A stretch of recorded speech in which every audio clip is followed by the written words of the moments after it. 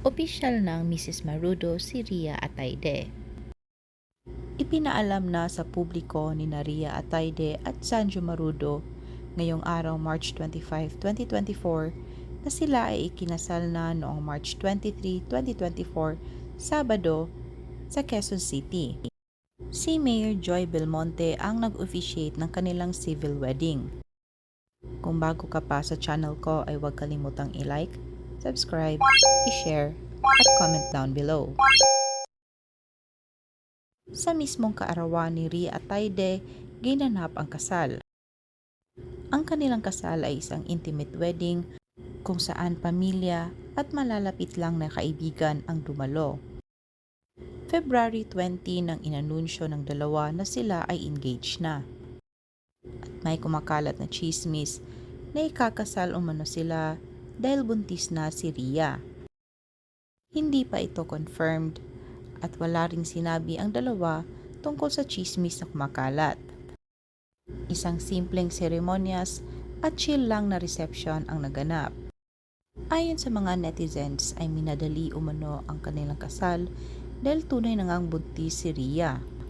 Lalo na't may kumakalat na larawan mula sa birthday party ni Ria kasama ang pamilya ni Sanjo Marudo na medyo may kalakihan na ang kanyang tiyan. Pero gayon pa man, kung totoo man ang chismis ay wala na itong magiging problema dahil sila ay opisyal nang ikinasal.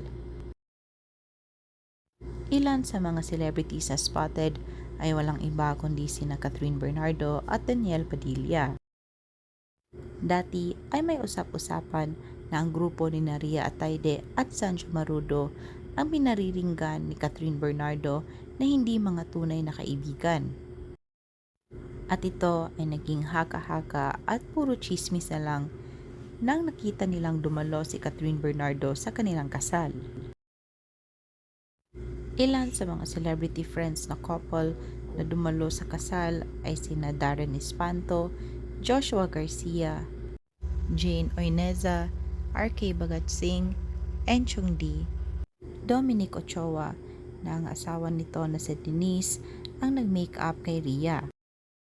Ang off-shoulder wedding dress si Ria Atayde ay obra ni Martin Bautista.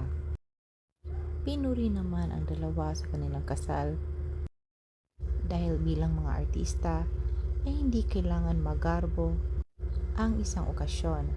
Ang importante ay lahat ng mga mahal mo sa buhay na gusto mong dumalo ay present.